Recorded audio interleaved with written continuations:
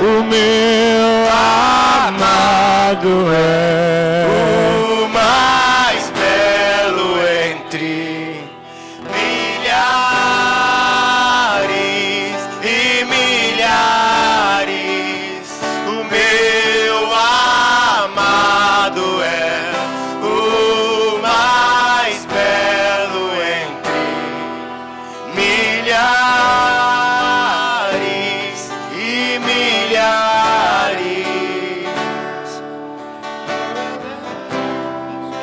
Uma das formas que Jesus foi conhecido foi pelos seus milagres. Muitos falaram: ninguém pode fazer isso se Deus não for com ele. Nós começamos o culto lendo Efésios 6:10. Seja fortalecido no Senhor e na força do seu poder. Eu não posso só conhecer o Senhor, eu tenho que conhecer o que Ele faz, o que Ele é e o que Ele pode fazer. E um dos sinais que Jesus faria, uma das coisas que Jesus fazia, que todos identificavam: esse é Jesus, porque Ele não pode ser o Filho de Deus se Deus não for com Ele. Eram milagres, eram curas, eram transformações. E o Senhor nessa manhã fala que quer fazer isso neste lugar. E você vai colocar a mão no seu coração, na sua cabeça, onde você precisa de um milagre nessa manhã. Se for a tua família, segura a tua aliança.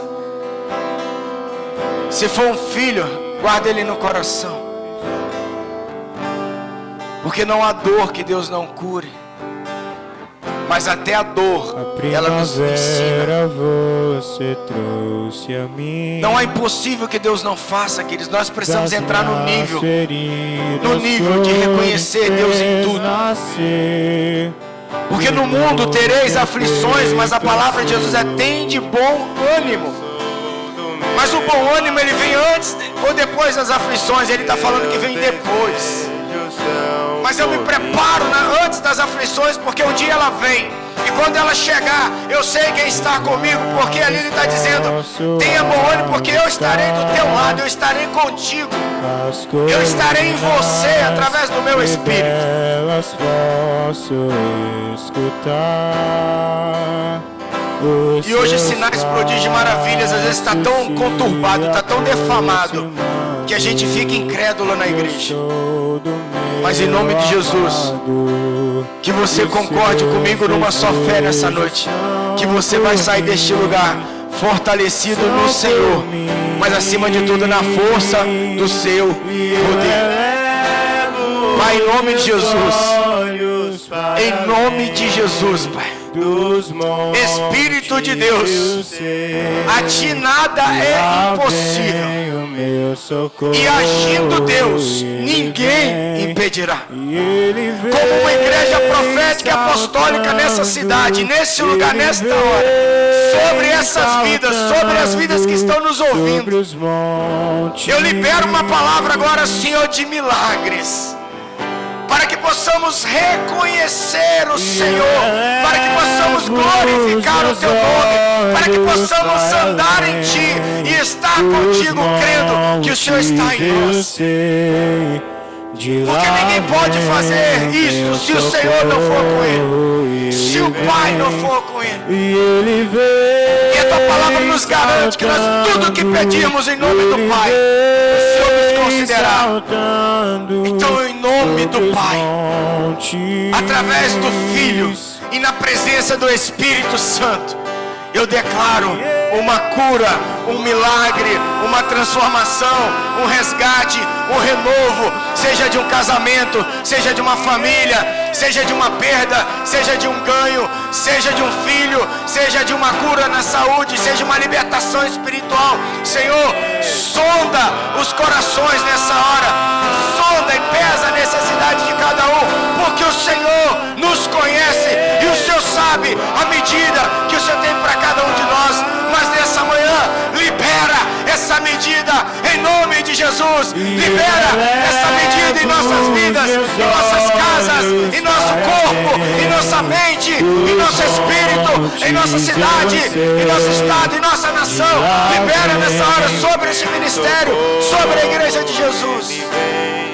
Nós acessamos o trono da graça. Nós entramos na presença do Pai através do Filho e no nome de Yeshua, em nome de Jesus, que o Espírito Santo venha manifestar o seu poder e a sua glória, porque Ele ficou em nós e Ele está entre nós, para que esses sinais e prodígios e maravilhas se tornem verdade entre nós. E eu chamo a verdade do Espírito, e eu chamo no mundo espiritual, eu chamo agora no nome de Jesus a verdade do Espírito para nossas vidas.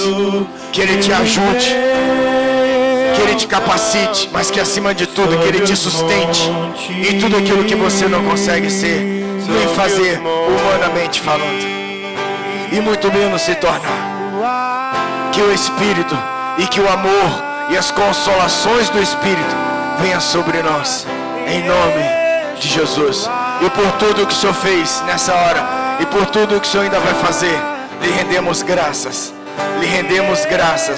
em nome de Jesus.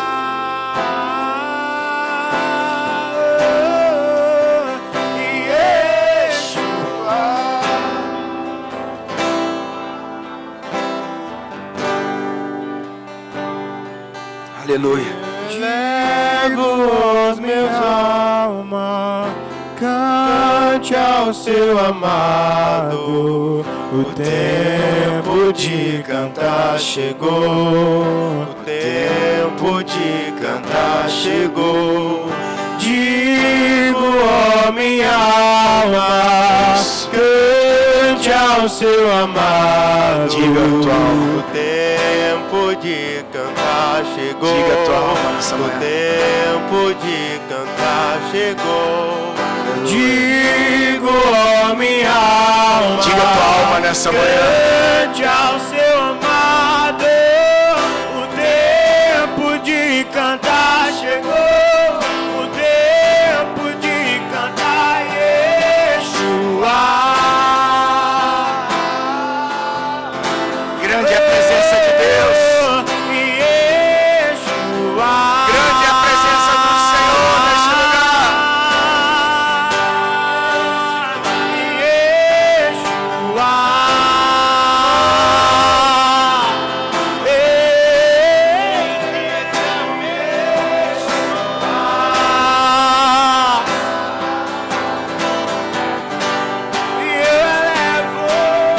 Eu elevo os meus olhos para além dos montes, eu sei, de lá vem o meu socorro, e ele vem saltando, ele vem saltando sobre os montes,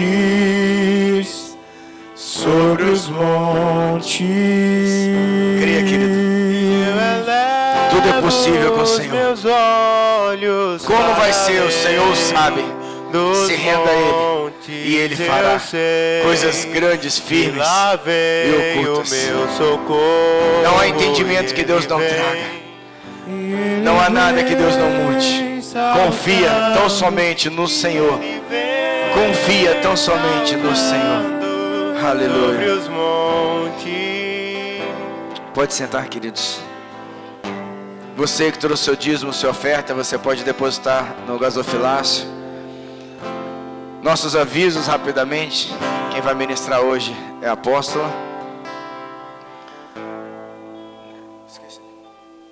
Sim, quarta-feira, às 19h30, teremos nosso culto aqui presencial e online. Quinta-feira, nosso estudo, nosso discipulado. Nós vamos dar continuidade a tudo que nós falamos quinta-feira. Tem sido uma bênção. Estamos numa fase na igreja de transformação e reestruturação de coisas que os céus está manifestando em nós e através de nós. Então eu creio que venha ser um tempo aí maravilhoso para nós Domingo, às 10 horas da manhã, teremos o nosso culto normalmente. Amém? Uma coisa que eu estava rapidamente... Ontem eu estava assistindo uma ministração, estudando sobre a igreja apostólica e profética, a gente precisa entender que uma igreja apostólica, ela não é uma renovação e nem uma reforma. Uma igreja apostólica e profética, ela é uma restauração de a igreja primitiva. Então, o sobrenatural, como era ali em Atos dos Apóstolos, ele precisa se tornar o nosso natural. Mas isso nunca vai acontecer, queridos, se nós não entendermos os tempos proféticos. E uma das coisas que nós não podemos deixar passar é sair dessa pandemia sem se tornar proféticos. Entendendo que não é o mundo que dita nossas vidas, não são as coisas, não são as necessidades, não são as dificuldades, mas o Senhor que fez os céus e a terra. Aquele que morreu por nós e na sua morte nos trouxe vida. Que até mesmo a morte para Deus é glória. Então nós precisamos conhecer a esse Deus e viver essa igreja, onde a glória de Deus, onde o amor de Deus, onde a graça de Deus é o suficiente para cada um de nós. Não deixe passar esse tempo sem você reconhecer isso, em nome de Jesus. Porque você nunca vai reconhecer o tesouro que há em tua vida, ou que está nas tuas mãos, ou que está no meio de você, ou entre você. Amém? Então a apóstola vai ministrar hoje. Vou tentar. Vamos ver vocês. Vamos ver umas carinhas aqui, né? De volta na igreja. Feliz por ver essa família aí amada, né? E já há alguns dias, exatamente uns 20 dias, o Senhor veio falando comigo sobre angústia, sobre amargura, sobre tristeza. E eu vi um versículo que me chamou muito a atenção, e foi isso que eu fui futucar e eu fui estudar sobre isso. Em Isaías 61 diz assim que o Senhor, Ele quer trocar, Ele quer nos colocar uma veste de louvor em vez de um espírito angustiado. E eu fiquei assim pensativa, porque as palavras na Bíblia, ela tem muito poder, né? E sempre vai existir uma história na palavra, sempre por trás do que está dizendo, porque na verdade Jesus, quando veio, Ele falou muito conosco em parábolas, né? Aleluia. Cantaramanai, Xantaramanai. Eu não sei se vocês estão sentindo, mas há um ambiente de muita glória nesse lugar. Há muita presença do Espírito. Mas não é um espírito de angústia. É um espírito que nos traz fortaleza e que muitas vezes nos faz compreender que a vida não é necessariamente como pensamos, mas que nos conduz a trocarmos a nossa história por uma história em Deus. Aleluia. Cantaramanais, Xantaramanais. Cantaramanais, Cantaramanais. Cantaramanais, Xantaramanais. Amém. E aí eu fiquei analisando a palavra que está lá no livro de Isaías 61. Não precisa você abrir agora não. Que o Senhor fala assim que Ele nos chamou para anunciar a palavra de Deus aos angustiados, aos de coração ferido, aos de coração necessitado. Então, o Senhor, Ele trouxe essa palavra para essa manhã, para dizer assim, que há uma responsabilidade da igreja, há uma responsabilidade nossa, de cuidar dos filhos de Deus, de cuidar da casa de Deus, de cuidar da nossa família, de cuidar do nosso emocional e de cuidar de muitas coisas que Deus coloca diante de nós para que nós venhamos cuidar. Então, quando o Senhor fala que Ele quer trocar em nós, significa que Deus quer uma mudança. Talvez seja o redemoinho, né, Eugênia? Eu creio que nessa manhã Deus quer fazer um reboliço aqui conosco. Eu quero dizer que Deus Deus está estruturando algo novo nessa manhã.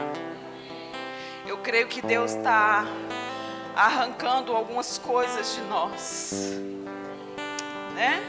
Eu creio que Deus quer trocar as nossas vestes. Eu creio que Deus está dizendo assim: olha, é tempo de você ser uma nova pessoa, porque eu não quero mais que você se submeta a um espírito de angústia. Então isso significa que angústia não é um sentimento, queridos, que a amargura não é algo que agora eu sinto, daqui a pouco eu não sinto, mas que está impregnado no nosso espírito, porque também é um espírito. Então angústia, amargura, o Senhor fala na palavra que é um espírito que se apodera de nós e nos faz nos tornarmos abatidos.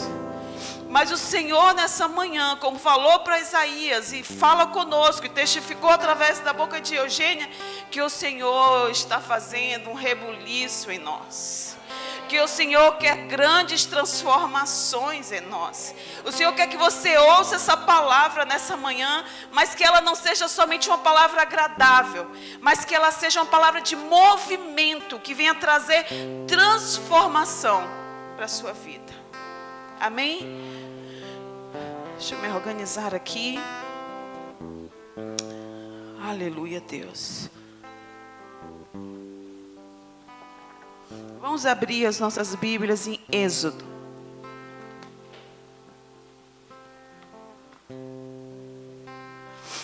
Existe um espírito que comanda essa questão da tristeza, da amargura. E esse espírito, ele tem nome, queridos. Ele se chama Amaleque. Tá? Vamos abrir em Êxodo capítulo 17.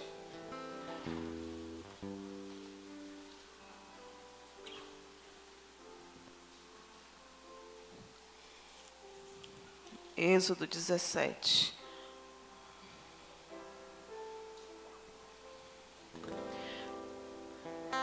Tendo partido toda a congregação dos filhos de Israel do deserto de Sim, fazendo suas paradas segundo o mandamento do Senhor, acamparam-se em Refidim. E não havia ali água para o povo beber. Contendeu, pois, o povo com Moisés e disse: dá-nos água para beber. Respondeu-lhe Moisés: por que contendeis comigo? Por que tentais ao Senhor? Tendo aí o povo sede de água, murmurou contra Moisés e disse: por que nos fizeste subir do Egito para nos matares de sede? A nós, a nossos filhos e aos nossos rebanhos.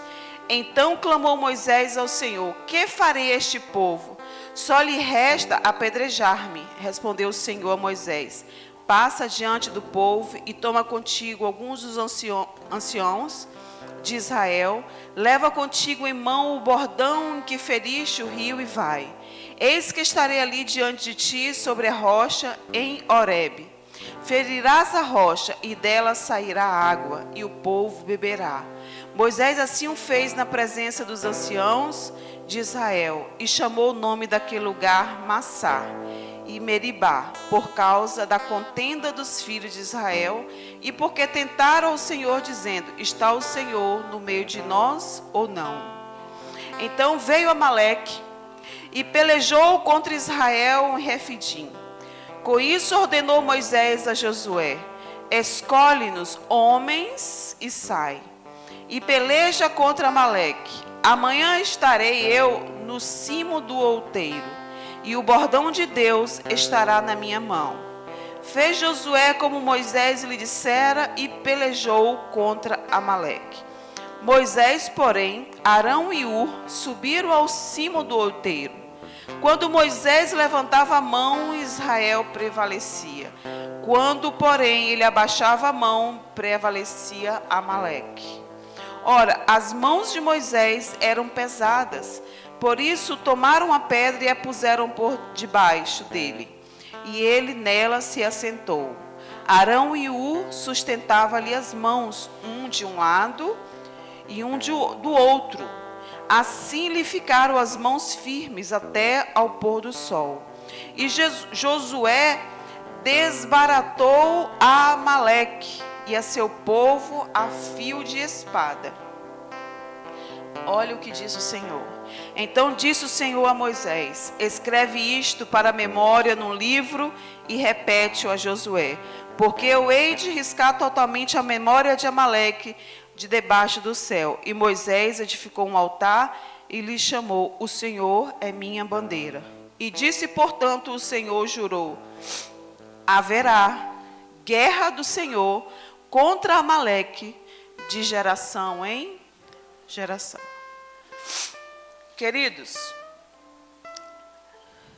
só para nos testificar e para nos fazer entender que Amaleque é um povo que é oriundo de Esaú.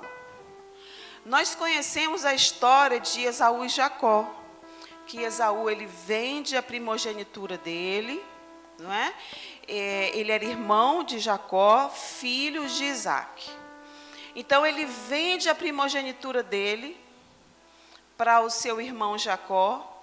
Jacó ele dissimula se passando por Esaú na frente do seu pai, e malcomunado com a sua mãe. E aí ele rouba de Esaú aquilo que ele já havia entregado a Jacó. Como? Ele se fingiu. Esaú sai para caçar, e aí ele volta exausto, e o irmão dele, Jacó, tinha feito um guisado, lá um cozidinho de caça, e Esaú chega cansado, estressado, e fala que ele gostaria de que o irmão pudesse dar aquilo para ele. E o irmão dá um preço para ele. O irmão diz assim: tudo bem, eu te dou, mas só se você me der um pouco desse guisado, porque eu tenho fome. E se você também me deram a sua primogenitura. Por quê? Porque Esaú, apesar de ser irmão gêmeo de Jacó, ele nasceu primeiro.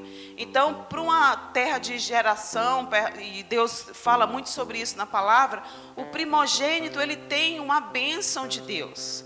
Aí o que acontece? Na hora que Jacó, ele fala: eu vou te entregar esse cozido, mas só se você me entregar a sua primogenitura. Aí Esaú, exausto, estressado, pega e entrega a primogenitura a Jacó. Um tempo depois, alguns dias depois, Isaac, ele ia abençoar, ele já estava velho, já não enxergava mais. Ele ia abençoar Esaú, por conta que ele já sabia que brevemente ele iria partir, e ele queria deixar a bênção já com o seu filho. Sabendo disso, a esposa de Isaac, ela fez um acordo com Jacó, para que Jacó se passasse pelo irmão, porque ele se passando pelo irmão, Isaac ele já não enxergava direito. Então o que ele ia fazer? Ele ia abençoar Jacó no lugar de Esaú. E assim aconteceu. Isaac foi e confundindo um filho com o outro, abençoa Jacó no lugar de Esaú.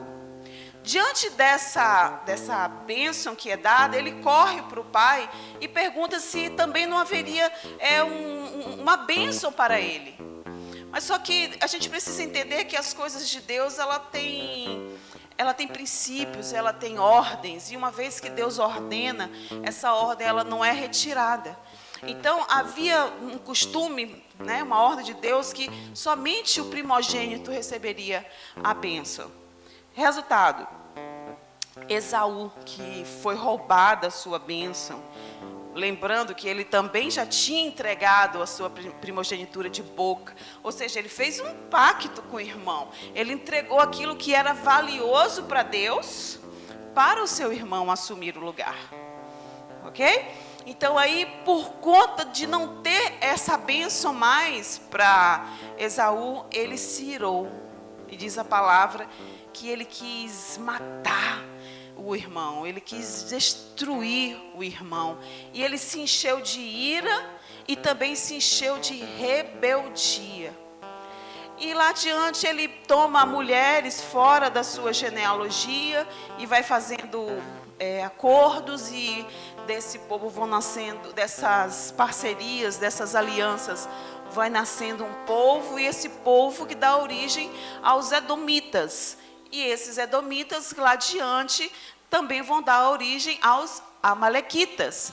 E na verdade os amalequitas, em todo o trecho do Antigo Testamento, que também aparece no Novo Testamento, só aparece no sentido de que é um povo que contenta contra o povo de Deus e que rouba, que mata e que devasta tudo por onde passa. Então, na verdade, os amalequitas é um povo, né, que onde tem o povo de Deus, ele é contra. Certo? Fica atento a esse detalhe. Os amalequitas é um povo que gosta de roubar, de matar e destruir tudo o que vem do Senhor. Então, na verdade, essa amargura que foi instituída no coração de Esaú, essa rebeldia colocada dentro do coração de Esaú, é que deu origem a esse povo dos amalequitas, e eles tinham esse comportamento. Era sempre o comportamento de rebeldia contra Israel, contra o povo de Deus. Amém? Então, aí, nesse texto, está explicando que o Senhor está dizendo que os amalequitas, eles não são só um povo. Deus está dizendo aí que eles vão contentar contra o povo de Deus de geração em geração. Isso significa que os amalequitas, eles existem até o dia de hoje. Isso é sério. Por quê? Porque muitas vezes nós estamos pelejando contra coisas naturais, sendo que nessa manhã o Senhor está nos ensinando que essa raiz e essa rebeldia que vem lá de Esaú, muitas vezes está comandando os lugares por onde nós passamos, comandando as nossas famílias, comandando a nossa mente, tá? Para quê? Para que a gente mantenha a nossa tristeza, para que a gente mantenha a nossa amargura, para que a gente mantenha esse sentimento de apatia, principalmente diante daquilo que é referente ao povo de Deus. Isso é sério, muito sério. Então, nessa oportunidade, nós precisamos entender que Deus falou assim, olha, tem muitas coisas que não adianta ficar orando. Na verdade, Deus está dizendo assim, é necessário posicionamento.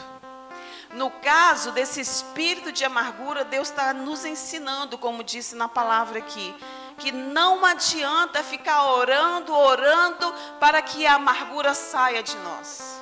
Na verdade, Deus está ensinando que vai viver de geração em geração, vai sair uma geração, vai começar outra geração, e esse espírito continua. E como é que você vai vencer esse espírito? com duas armas: com posicionamento e com alegria. Porque o oposto de amargura é alegria, que também é espírito. Porque você não vai achar alegria na alma. Lá em Gálatas 5 diz que alegria é fruto do espírito. Então, para você combater o espírito de Amaleque, você vai ter que ter posicionamento e você vai ter que ter alegria. Mas como ter alegria se meu coração dói? Como ter alegria se eu estou revestido de tristeza, Cleo? Como ter alegria que muitas vezes eu tenho mágoas guardadas? Às vezes eu tenho situações dentro de mim que eu ainda não resolvi. Como é que eu vou ter essa alegria? Lembra que o Williams leu aqui no início? Que nós somos um povo que crê no apostólico e no profético. A palavra diz, mas nós precisamos também não só viver sobre o apostólico profético, sobre o profético de Deus, mas também vivermos debaixo do poder de Deus. E o que é o poder de Deus? Queridos, a palavra diz que o poder de Deus é a palavra de Deus. Ela é poder de Deus. Então, como é que eu vou me encher do poder de Deus? Lendo a palavra. Não só ler a palavra, mas tendo essa palavra revelada dentro de mim. Porque se eu vivo a vida do jeito que eu acho que tem que ser, de acordo com as minhas emoções, de acordo com o que eu tenho guardado aqui dentro, pode acontecer de eu não estar medindo isso com a palavra. E às vezes Deus está querendo algo de você, mas você não sabe o que está escrito lá. Às vezes você quer algo, mas Deus não quer aquilo. E como é que eu vou saber? Na palavra. Então, não tem como eu me sarar desse espírito de tristeza, de profunda amargura, se eu não me submeter ao poder de Deus. E se eu não me posicionar, como é que eu me posiciono? Guardando os meus pensamentos. É tão interessante que, por exemplo, está todo mundo quietinho aí, de boquinha fechada. Mas, mesmo vocês de boquinha fechada, a prega vocal de vocês está em movimento. Por quê? Porque vocês estão pensando. E quando nós estamos pensando, o nosso neurônio organiza todo o nosso corpo, toda a nossa questão muscular. Para quê? Para reagir frente aos nossos pensamentos. Mas e se meus pensamentos forem maus? O meu corpo vai acontecer o que com ele? Adoece. Se os meus pensamentos forem pensamentos contínuos de tristeza, o que acontece com o meu corpo? Adoece. Se os meus pensamentos forem contínuos de mágoa, o que acontece? O que diz a palavra com os meus ossos?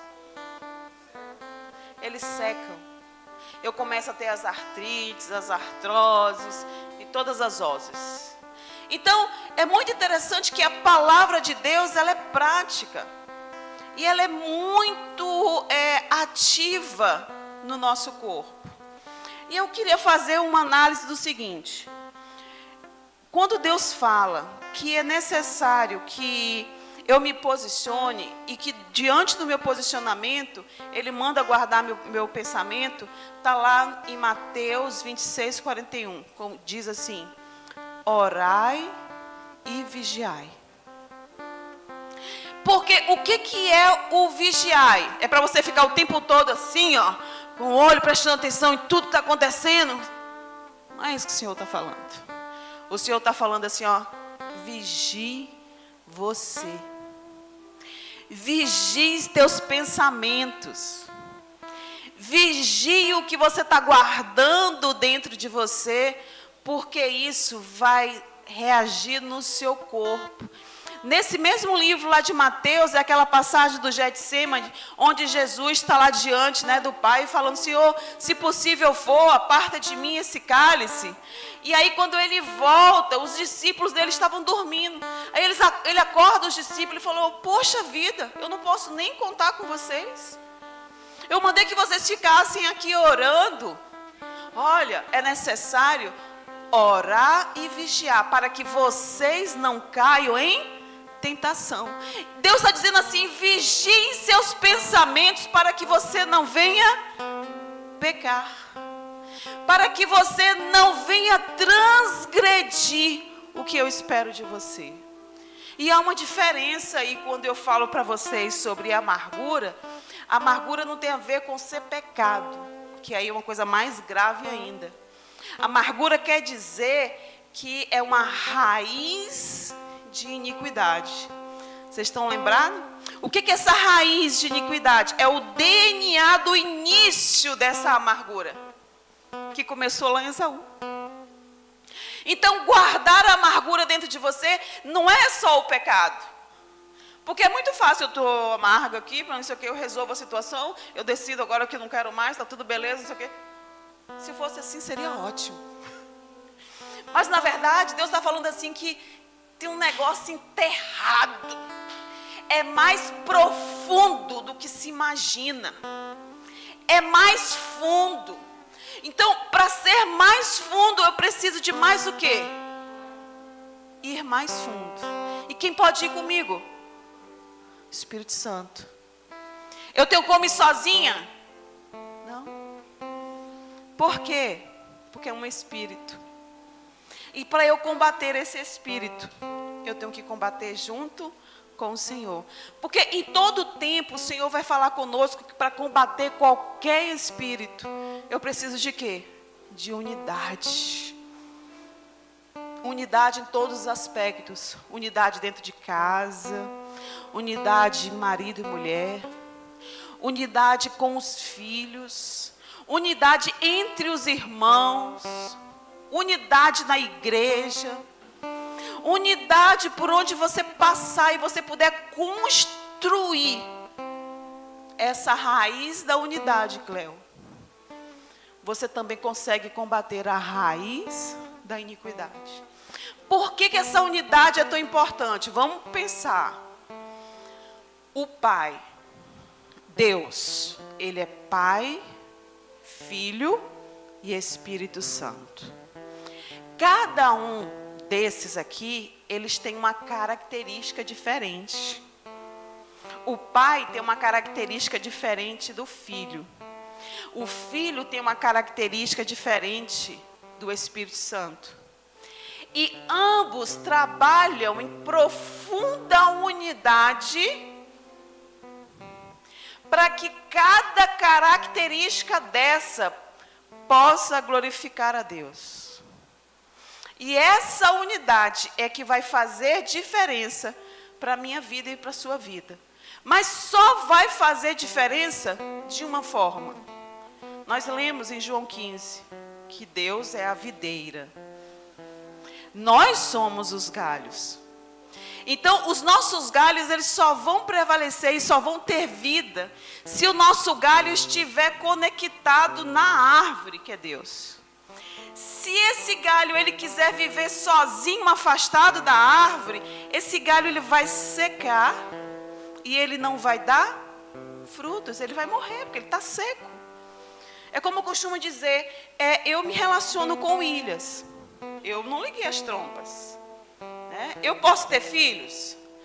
Não necessariamente, porque ele já fez a vasectomia, mas humanamente assim, se não fosse a vasectomia, como eu namoro ele, como a gente se relaciona, e a gente tem esse relacionamento, o que acontece desse relacionamento? Olha os frutos. Então, desse relacionamento, porque nós nos tornamos um, nasce o fruto. Assim é a gente com Deus. Você só vai poder gerar alguma coisa na sua vida se você tiver esse relacionamento com o Pai, com o Filho, com o Espírito Santo, para que desse relacionamento gere um fruto. Mas se você não estiver enxertado nesses 3, os seus frutos não são os frutos dele, são frutos seus. Então orgulhe-se dos seus frutos, mas nunca diga que é de Deus. Porque muitas vezes nós estamos vivendo coisas, fazendo coisas que Deus nem mandou, que Deus nem gerou, e que muitas vezes é bom. Mas o grande segredo, que antes de gerar o fruto, na palavra diz, o verdadeiro fruto é o glorificar a Deus. Então, vamos voltar para o Pai, para o Filho e o Espírito Santo, que ambos estão juntos, formando essa unidade. E ele fala assim, olha, para você viver toda a plenitude do que eu quero, é necessário que você seja como o galho, seja enxertado nos 3. Porque se você não tiver enxertado nos 3, muito provavelmente os seus galhos, eles murcham. Os seus galhos não dão fruto. E isso é uma boa pedida, é um bom solo para que a raiz da iniquidade, da amargura se instale. Então, qual é a proteção para você não se submeter a essa raiz? É estar enxertado. Mas acontece de você estar enxertado e de mesmo assim você ter contato com o ardor, com a amargura de Amaleque? Sim. Por quê? Porque Deus está dizendo, cuida dos pensamentos. Eu posso estar vivendo com os 3 e não estar vigiando os meus pensamentos. Porque todas as vezes que eu tenho pensamentos maus a meu respeito, você pode ter certeza que a alma, ela providencia de organizar para que isso se torne uma verdade. Toda vez que você declarar uma palavra para você, para a sua casa, para a sua situação, contrário à verdade de Deus, pode acreditar que a sua alma, ela vai ser uma parceira para Amaleque. Como? Conduzindo as suas atitudes, conduzindo todo o ambiente espiritual, para que você seque, para que você se entristeça, para que você não tenha alegria no viver, para que você não tenha forças para lutar, para que você se sinta abatido, porque foi justamente o que aconteceu com Esaú. Esaú, ele vendeu a primogenitura dele, porque, diz a palavra, ele era um homem do campo, ele era rude. Então, ele estava acostumado com aquilo e ele fazia aquilo todos os dias. Era a repetição dos fatos e fazia não como um propósito. Fazia porque fazia. Fazia porque ele foi criado daquele jeito, fazia porque era história, fazia porque ele nasceu assim, porque ele foi criado assim, porque ele vai morrer assim.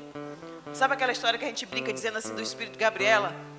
Ah, eu nasci assim, eu vou viver assim, eu sou assim, não tem jeito para mim. A gente fala muito isso, né? Então, Esaú, cansado dessa rotina, nesse dia, ele saiu para pescar, para caçar, e diz a palavra que ele voltou exaurido. Ele voltou estressado. Então, há uma diferença entre estar cansado e estar estressado. Porque o cansaço eu posso combater com um dia de descanso. Amém? Mas, por quê? Porque o cansaço tem a ver com um esforço. Algo que eu fiz além daquilo que eu estava acostumado. Mas o estresse não. O estresse tem a ver com um esforço inútil. Que eu estou todo dia fazendo aquilo e nem sei porque eu estou fazendo aquilo. Eu não tenho um propósito. Eu não tenho um objetivo. Chega uma hora que você já não aguenta mais isso. E porque ele já não aguentava mais aquilo, ele vendeu a primogenitura, que era o bem que Deus iria te entregar. Que o grande problema da gente estar exaurido é que muitas vezes a gente entrega o nosso lugar, a nossa postura no mundo espiritual por situações banais. Por quê? Por causa do que está guardado dentro de mim e é o que está conduzindo os meus pensamentos. Gente, está confuso? Tá beleza até aí? Tá tudo bem? Então, o que eu quero dizer para vocês, que esse capítulo de Êxodo que nós lemos, que o Senhor fala assim, olha, esse espírito de amargura, ele vai passar de geração em geração. Então, ele está, na verdade, nos alertando para a nossa forma de agir, para a nossa forma de conduzir a nossa vida. Às vezes a gente quer orar por alguém porque alguém está sofrendo, alguém está passando por aquilo. Gente, às vezes a maldição está na família. Como Deus está falando assim, tem maldições que passam de geração para geração. E como é que você vai combater essa maldição? Você vai combater se posicionando, enxertando na videira, se alegrando, tomando uma postura na sua vida diferente daquele ciclo da tua família, do ciclo da tua casa. Muitas vezes há uma repetição na família, por exemplo, de adultério. Gente, você é a única pessoa que pode quebrar essa frequência do adultério na sua família. Como? Orando. Oh, Senhor, quebra. É você que vai declarar que a partir de hoje sou eu que não adultero na minha família. Sou eu que não realizo determinadas frequências que todo mundo da minha casa faz. Sou eu que me posiciono para que essa frequência acabe. Para quê? Para quebrar as gerações. Não é por muito orar. Porque como eu falei aqui, Deus, o povo, Moisés, Arão e Ur, eles oravam, Moisés cansava. O povo sustentava, né? Arão e Ur sustentava Moisés, mas os amalequitas não se quebravam, não morriam. E muitas vezes a nossa oração vai enfraquecer, mas não vai matar. Eu me lembro, eu já contei essa história para vocês. Uma vez o Senhor me levou ao inferno. Eu tive uma visão dentro do inferno. E essa visão foi assim. Eu chegava, era uma avenida muito bonita. E nessa avenida tinha uns anjos que eles eram enormes e eles eram enfileirados, todos muito bonitos, vestidos de terno preto, lindos. E eles eram encantadores, porque eles eram lindos. Mas nessa avenida, no final dela, tinha um castelo. E o objetivo daquela avenida era que as pessoas elas tinham que passar por aquela avenida e chegar nesse castelo. Só que esse pelotão de anjos era tão encantador que as pessoas ficavam ali, tirando fotos. As pessoas ficavam buscando a alegria deles, porque eles tinham alegria, eles tinham um encantamento. E as pessoas ficavam ali envolvidas com aquilo. Aí, quando eu olhava para o castelo, tinham poucas pessoas que chegavam até o castelo. Por quê? Porque se satisfaziam com aquele pelotão da beleza. Se satisfaziam com aquele pelotão da alegria da alma. Se satisfaziam com o encanto que às vezes a vida nos proporciona. E o castelo era o objetivo de todos passarem, mas poucos chegavam lá. Aí quando eu vi aquilo eu me indignei, sabe? Comecei a orar, comecei a declarar. Aí Jesus olhou para mim e ele começou a rir de mim. Porque a proporção que eu orava, esse pelotão de anjos, eles faziam igual um cílio, assim. Vocês já viram aqueles cílios, assim, eu como profissional de saúde imaginei logo, né? Aqueles cílios, assim, da célula. Aí, a proporção que eu orava, o pelotão, ele dobrava assim, ó. Chegava quase até o chão e voltava. E eu orando. É um bambu, né? É, um bambu. Aí eles se dobravam assim, chegavam quase até o chão e voltavam. E eu orando. Aí Jesus olhou para mim e falou: filha, tem coisas que não se vencem na oração. Aí eu fiquei chocada, né, com Deus, porque eu sempre aprendi que a oração era tudo. Aí ele falou assim, tá vendo como as pessoas adoram eles? Eu falei, tô vendo. Então você precisa fazer o contrário. A adoração precisa ser para mim. Então quanto mais você adorar, mais eles se iram. E são eles que saem de perto de você. Mas Deus não disse que a gente ia combater nem matá-los. Por quê? Porque vão passar de geração para geração. Parece uma história sem esperança. Mas eu vou chegar lá. Que para uma árvore cortada, sempre haverá uma esperança. Com Deus sempre haverá uma esperança. Amém? Eu fiz um compêndio aqui, gente, a pregação. Então, assim, às vezes parece que o inimigo, ele desapareceu, parece que o inimigo está morto, mas não é assim simplesmente, ele está num período, às vezes, de latência. Então, nesse período de latência, é o que a palavra diz assim, nos dias bons, vigie, porque os dias maus vão chegar. Porque os dias maus, eles chegam para quem é bom e para quem é ruim. Chega para todo mundo. E aí o Senhor está dizendo assim, olha, é importante na vigília dos teus pensamentos você se lembrar que o Espírito Santo, ele está dentro de você. Vamos abrir 1 Samuel.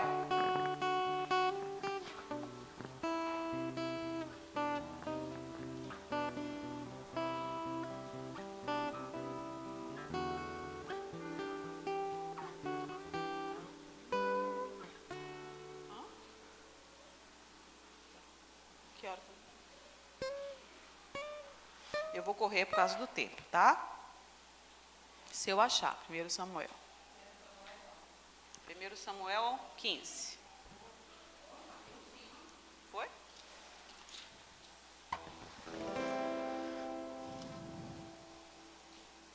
Primeiro Samuel 15.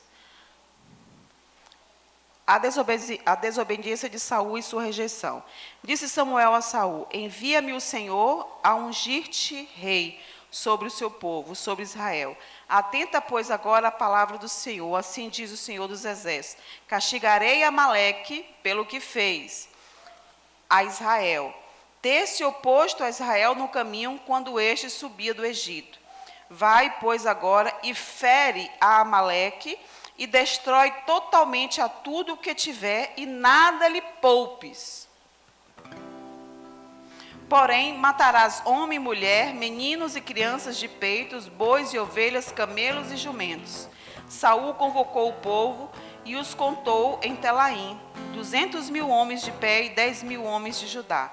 Chegando, pois, Saul à cidade de Amaleque, pôs emboscadas no vale, e disse aos queneus, ide-vos, retirai-vos, e sair do meio dos amalequitas, para que eu vos não destrua juntamente com eles, porque usastes de misericórdia para com todos os filhos de Israel, quando subiram do Egito. Então, há uma proteção especial para quem é filho de Israel. Assim, os queneneus se retiraram do meio dos amalequitas. Então, feriu Saul os amalequitas, desde Avilá até chegar a Sur, que está defronte do Egito. Tomou vivo a Agag. Agag era o rei dos amalequitas. Rei dos amalequitas. Porém, a todo o povo destruiu de espada. E Saul e o povo pouparam Agag e o melhor das ovelhas e dos bois, e dos animais, e os cordeiros, e o melhor que havia, e não os quiseram destruir totalmente, porém, toda coisa vil e desprezível destruíram. Mas o que eles julgaram que era bom, eles não destruíram. Mas qual era a ordem de Deus? Tudo! Mas aí ele não guardou o pensamento, Olívia. Ele julgou do jeito dele, que o que era bom daquele grupo, eu podia guardar. E guardar sabe para quê, gente? Para oferecer em sacrifício a Deus.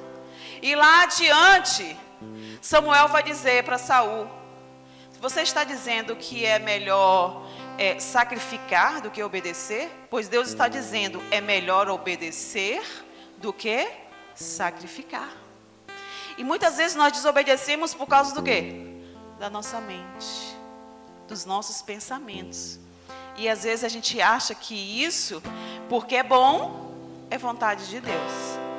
Então, veio a palavra do Senhor Samuel dizendo, arrependo-me de haver constituído Saul rei, porquanto deixou de me seguir e não executou as minhas palavras. Então Samuel se contristou e toda a noite clamou ao Senhor. Madrugou Samuel para encontrar Saul pela manhã e anunciou-se aquele. Já chegou Saul ao Carmelo, e eis que levantou para si um monumento, e dando volta, passou e desceu a Gilgal. Veio, pois, Samuel a Saul, e este lhe disse, bendito sejas tu do Senhor. Executei as palavras do Senhor. Então disse Samuel, que balido, pois, de ovelhas é estes nos meus ouvidos, e mugido de bois que ouço? Respondeu Saul, de Amaleque os trouxeram, porque o povo poupou o melhor das ovelhas e dos bois, para os sacrifícios ao Senhor, teu Deus. O resto, porém, destruímos totalmente. Então disse Samuel a Saul, espera, e te declarei o que o Senhor me disse esta noite. Respondeu Saul, fala. Prosseguiu Samuel, porventura, sendo tu pequeno aos teus olhos, não foste por cabeça das tribos de Israel, e não te ungiu o Senhor rei sobre ele? Enviou-te o Senhor a este caminho e disse, vai e destrói totalmente esses pecadores, os amalequitas, e peleja contra eles até exterminá-los. Por quê? Pois não afentastes a voz do Senhor, mas te lançastes ao despojo e fizeste o que era mal aos olhos do Senhor. Então disse Saul a Samuel, pelo contrário, dei ouvidos à voz do Senhor e segui o caminho pelo qual o Senhor me ouviu. E trouxe a Agag, rei de Amaleque, e os amalequitas o destruí totalmente. Mas o povo tomou no despojo ovelhas e bois, o melhor dos desígnios da destruição, para oferecer ao Senhor teu Deus. Tem porventura o Senhor tanto prazer em holocaustos e sacrifícios, quanto em se obedeça a sua palavra? Eis que o obedecer é melhor do que o sacrificar, e ofender melhor do que a gordura de carneiros? Porque a rebelião é como o pecado de feitiçaria, e a obstinação é como a idolatria e culto a ídolos do lar. Visto que rejeitaste a palavra do Senhor, ele também se rejeitou a ti, para que não sejais reis. Então disse Saul a Samuel, pois transgredi o mandamento do Senhor e as tuas palavras, porque temi o povo e dei ouvidos à sua voz. Agora, pois, te rogo, perdoa-me o meu pecado e volta comigo, para que sob adore o Senhor. Porém, Samuel disse a Saul, não tornarei contigo, visto que rejeitaste a palavra do Senhor. Já ele te rejeitou a ti, para que não sejais rei sobre Israel. Virando-se Samuel para se ir, Saul o segurou pela orla do manto, e este se rasgou. Então Samuel lhe disse, o Senhor rasgou hoje de ti o reino de Israel, e o deu ao teu próximo, que é melhor do que tu. Também a glória de Israel não mente, nem se arrepende, porquanto não é homem para que se arrependa. Então disse Saul, pequei, honra-me, porém, agora diante dos anciãos do meu povo e diante de Israel, e volta comigo para que adore o Senhor teu Deus. Então Samuel seguiu a Saul, e este adorou o Senhor. Gente, isso é muito sério, porque na verdade havia novamente uma ordem de Deus para destruir o povo amalequita. E por que o povo amalequita não foi destruído de novo? Por causa da alma de Saul. Por causa de que Saul pegou o que era bom. Por que Deus falou lá em Êxodo que esse espírito ele ia passar de geração para geração? Porque isso é a nossa carne. Nós não conseguimos matar Amaleque, porque Amaleque é a nossa carne. Porque Amaleque é a nossa vontade. Porque Amaleque é os nossos pensamentos idólatras. Muitas vezes Deus está dizendo, como Samuel falou aqui para Saul, você está dizendo que vai dar coisas que você julga que é bom para Deus, e Deus está dizendo, eu não quero, eu queria só a sua obediência. E às vezes Ele está dizendo assim, olha, dê atenção às palavras de Deus. Deus está dizendo muitas vezes para a gente, é importante dar atenção. Só que tudo o que o Saul fez, ele destruiu a vontade de Deus. E muitas vezes nós estamos fazendo o que é bom, achando que é para Deus, mas muitas vezes não é para Deus. E esse obedecer é melhor do que sacrificar. Por quê? Porque a vontade de Deus no teu pensamento é o que vai gerar vida dentro de você. Eu comecei a correr agora, tá? Então, qual foi o pecado de Saul? É deixar com vida o melhor de Amaleque. E Deus está dizendo para a gente nessa manhã, qual o nosso maior pecado? É muitas vezes deixar com vida o que é de Amaleque. No Novo Testamento, qual é o nosso pecado? Deixar com vida o melhor que nós podemos oferecer da nossa carne. Ah, mas se isto é visto como tão bom, vou perdoar, não vou destruir, não vou levá-lo à cruz. Isso pode servir a Deus. A gente que vai pensando e vai decidindo no lugar de Deus. Há tantas coisas boas em nós que deixamos com vida, mas às vezes não é vontade de Deus. O nosso bom é mais difícil de ver e de julgar do que o nosso mal. O nosso bom pode servir de maior tropeço ainda para nós do que o mal.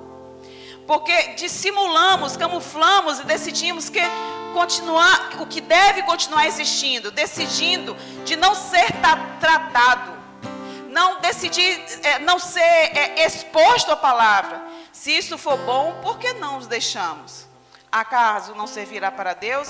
Essas são nossas capacidades intelectuais, nossas vontades, a força da nossa vontade, nossos bons planos, nossos bons projetos que dizemos que é de Deus, que Deus nem está pedindo. Ó, eu quero servir ao Senhor nisto. Sim, mas Deus falou. Quero fazer isto para Deus. Apoiamos no nosso bom, na boa intenção que temos das nossas capacidades. É como se nós dissemos a Deus o que Ele tem de usar de nós. É a gente que dá ordens para Deus para dizer assim, ó, o Senhor vai usar de mim isso. Aqui estão os melhores carneiros, Senhor. Aqui estão as melhores ovelhas, Senhor. Aqui estão as melhores vacas.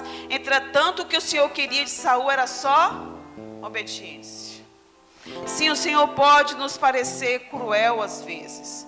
Um afeto desmensurado às vezes por um filho. Às vezes idolatramos os nossos filhos. O Senhor vai pedir que sejamos mais rígidos, e o Senhor vai dizer assim, não, mas eu não quero ser mais rígida, porque afinal de contas é amor. Mas Deus está dizendo lá em Provérbios, precisa ser, porque senão você vai trazer condenação sobre o teu filho. Não, Senhor, mas eu não acho que seja assim. Sim, mas o que diz a palavra? E a gente vai negociando com Deus, ou seja, a gente vai deixando que amor, gente, amor nunca é demais. Mas no caso que Deus está dizendo em Provérbios porque se você não controlar a medida desse amor, vai trazer condenação. Ele avisou que os amalequitas se tornarão de geração em geração. Então, o amor desmensurado, às vezes eu trabalho. Tem gente que vive só para trabalhar. Não, mas eu sou um fera no trabalho. Eu sou uma pessoa, um homem de muito valor. Eu trabalho muito, eu quase nem vejo a minha família. Que legal, porque quase nem vê a sua família. Então isso é de Deus? Né? Então são essas medidas que Deus está falando assim, olha, tem coisas que é necessário cortar. Por quê? Porque vai te afastar da presença, vai te afastar do obedecer, e você vai entrar numa zona de sacrifício. Por quê? Porque eu vou ter que estar sempre em oração, porque eu vou estar sempre em campanha, porque eu vou estar sempre em propósito. Por quê? Porque está na desordem. Porque quando está na ordem de Deus é só fazer que flui. Mas quando não está na ordem de Deus, a coisa fica mexida. Fica às vezes pesada. Fica difícil, mesmo sendo bom. Então, eu quero chegar numa passagem de Davi, para a gente terminar. 1 Samuel, capítulo 30.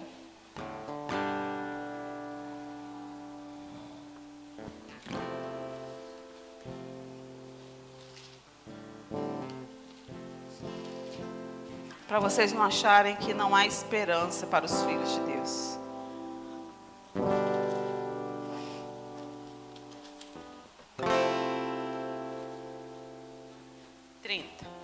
Eu já até preguei sobre isso aqui. Ziclag é saqueada pelos amalequitas.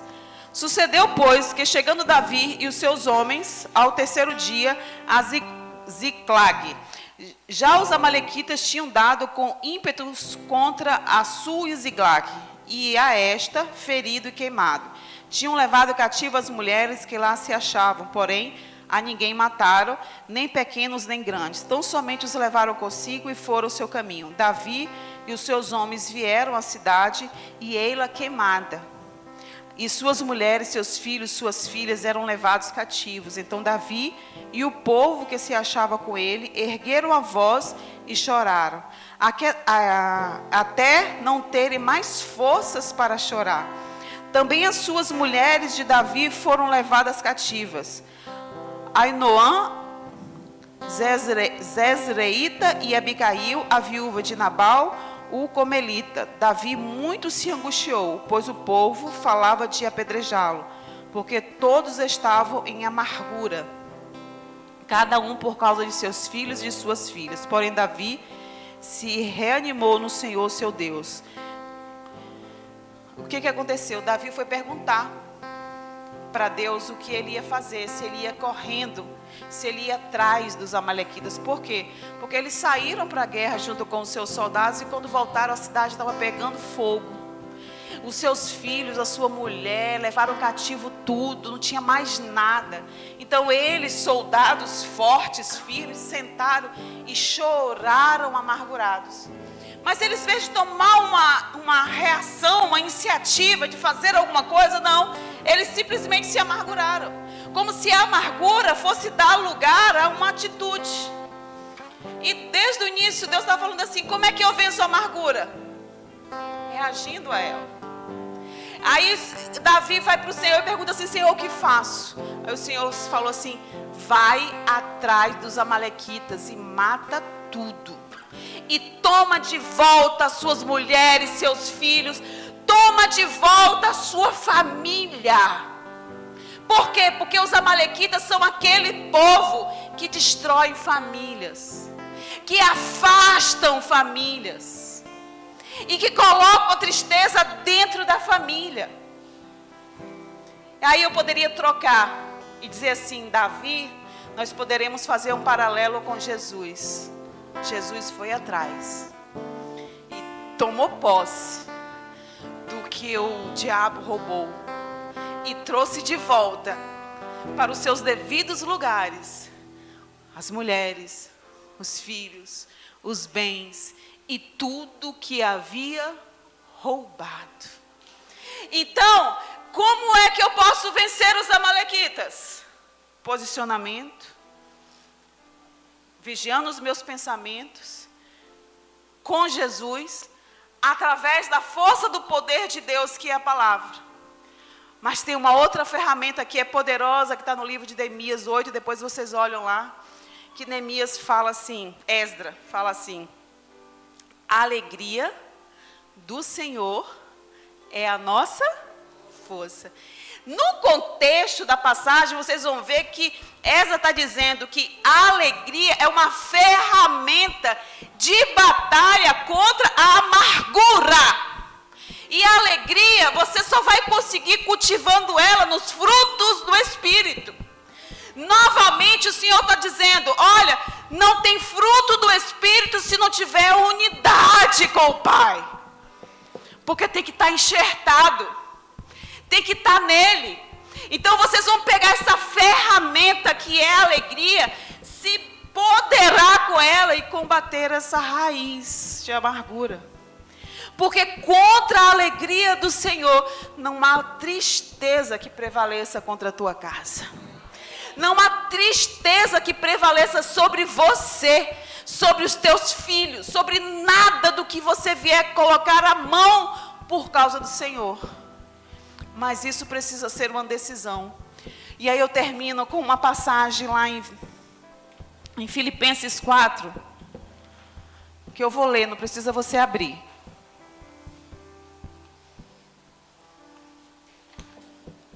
Filipenses 4. E a paz de Deus, que excede todo o entendimento, guardará os vossos corações e os vossos pensamentos em Cristo Jesus. Quanto ao mais, tudo que é verdadeiro, tudo que é honesto, tudo que é justo, tudo que é puro, tudo que é amável, tudo que é de boa fama, se há alguma virtude, se há algum louvor, nisso pensais. Olha o pensamento. Pensais. O Senhor está dizendo assim, se você pensar no que é meu, se você pensar no que vem da altura de Deus, se você pensar no que vem do céu, é receita para que você nunca deixe de prosperar em nada na sua família, no teu casamento, na criação dos teus filhos. Pensai no que vem do alto. Quer um modelo para casamento? Pensai como é o modelo. Quer um modelo como trabalhar? Pensai a favor do que é mal. Amém? Então nessa manhã, o que Deus está querendo conosco? Deus está querendo restaurar a nossa alegria. Porque Deus quer que você seja forte. Deus quer que você pense coisas maravilhosas ao teu respeito. Se é o que eu posso a partir de agora, eu vou fazer em Deus o melhor que eu puder a partir do que eu tenho agora. Se a minha condição é essa, eu vou viver para Deus da melhor forma. Por obrigação, queridos, não. Por obrigação, Esaú entregou o que tinha. Porque o grande problema de eu fazer na exaustão e no estresse, na repetição e por obrigação, sabe o que é? Eu saí do meu posicionamento espiritual. Ou seja, quando Deus me coloca num lugar, quando Deus me coloca numa família, Deus também me posiciona nos céus para dizer, aqui é o teu lugar espiritual na terra. Então, se Deus te colocou nessa família, o teu lugar espiritual na terra é esse. Se Deus te colocou no trabalho, teu lugar espiritual na terra é este. Se Deus deu esses filhos para você, pois esses filhos são o que eu quero para que você produza algo espiritual neles. Então, se envolvam com o que é alegria para o Senhor. Se envolvam com o que é produtivo. E decida, a partir de agora, lutar contra a raiz de amargura que vive de geração em geração. Decida matar Amaleque da sua vida. Decida exterminar Amaleque da sua família. Decida exterminar Amaleque da sua alma, das tuas atitudes. Decida. Seja alguém que vive alinhado com a vontade de Deus. Para que haja festa no céu, para que haja alegria na terra, porque Deus nos convida nesta manhã a viver em júbilo, a viver com vestes de louvor, um manto de alegria. Para quê? Para que eu possa ter a alegria eterna. Isso significa que a alegria do Senhor, ela é eterna.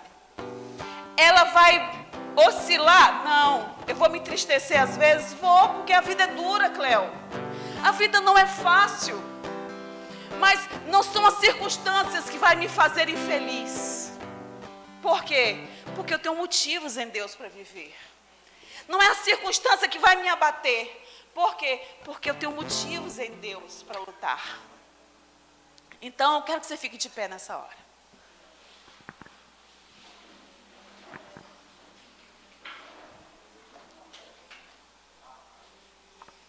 É um assunto difícil de falar, porque é um assunto que confronta. Eu estou com o estudo completo. Quem quiser depois, eu mando por e-mail, mando pelo zap. Não tem importância, mas é um assunto bem grande, Inclusive, eu falo sobre a criação dos filhos nesse estudo que eu fiz, sobre casamento, sobre trabalho, sobre um monte de coisa, tá? Então, quem quiser o estudo completo, eu passo para vocês. E dizer assim, eu aprendi que quando a gente controla os nossos pensamentos, a gente muda